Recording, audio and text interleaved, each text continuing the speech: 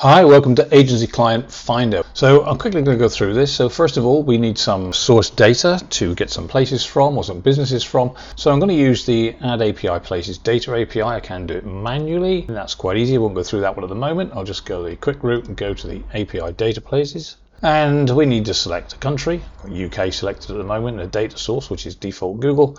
And we need to find an area. Now you can type whatever I want in here. I'm just typing PLY to start off with. When I click to search that area, it'll populate this town or postcode options. So I've got Plymouth PL1. I'm going to take Plymouth. The business type, I'm going to look for some plumbers. Okay, once I've put those in, first I'm going to start a new session. So I'm going to click to import the places, and it will just go away and find those for me. And when I click to add places, it will give me a dashboard full of businesses.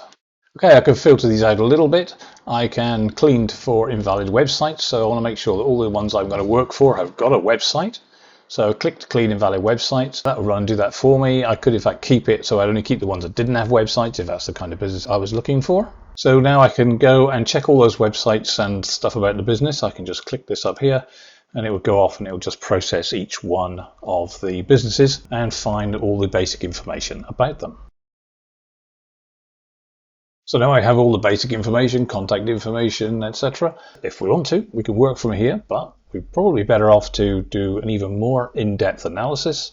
So let's take one of these. Let's try this Mike Jarvis Plumbing, and we can go into OpenView. And now we get the information that we've got, but in a better displayed view. We can see exactly what we've got, what we haven't got, and what's right and what's wrong. We can do some more in-depth analysis. So if we do all these, we can check the performance of the site, the SEO of the site, the accessibility, and we can do those all in one go. So you just click that button there. And that's all done. We can also find the link data on it. And we can check all sorts of other things. We've got a mobile friendly screenshot over here, so I can check if it's mobile friendly. I'll run off and do a test on that one. In fact, while that's working, we'll look down here. We can see apparently it hasn't got a link to the account linked to the website. So let's go and see if we can search if we can find one. Mike Jarvis Plumbing in Plymouth. That looks like that's probably the one. And sure enough, Mike Jarvis Plumbing and Heating at Gas Engineers at Mike Jarvis Plumbing and Heating Services. So that's the right one. So we can copy that up here and go back to our OpenView. And if I just click the edit button, I can update that particular element. And then we'll see now LinkedIn's all set up. And the mobile friendly check has finished. And yes, it's sure enough, it's mobile friendly. And there's a quick image of the web page on a mobile phone.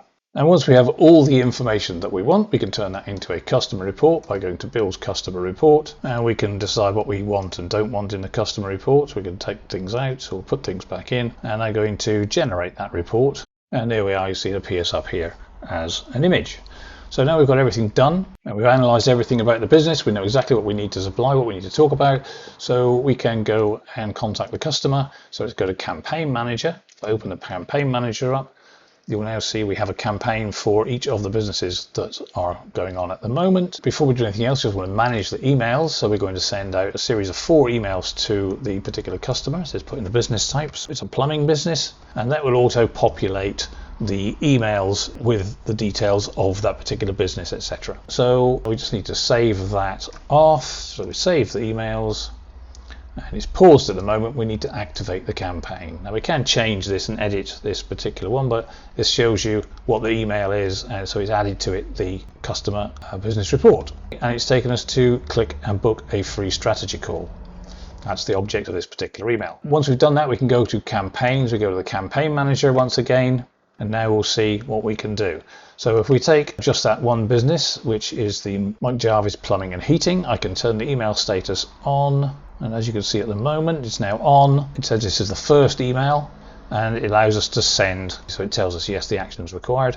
So I send that, and there we are. The email is now sent, and you'll see that there's no action now required. In fact, the emails come to me because part of the test, so you can see it's actually come in there. We're now on to the second email. It won't allow you to send that out now for another 48 hours so that you send out these emails in a sensible sequence. And all you need to do is come into your campaign manager once a day and go through, and if it says action required, so in this case it says you need to phone somebody. If there's no action required or whatever, this one will then come back to yes and tell you to phone the next one out. It says need to fill your appointment book, so that's come into me. And you see it has the report in there, the email, and click to your free strategy call. and you can connect any calendar to that one. They can book their own strategy call and actually engage with your customer.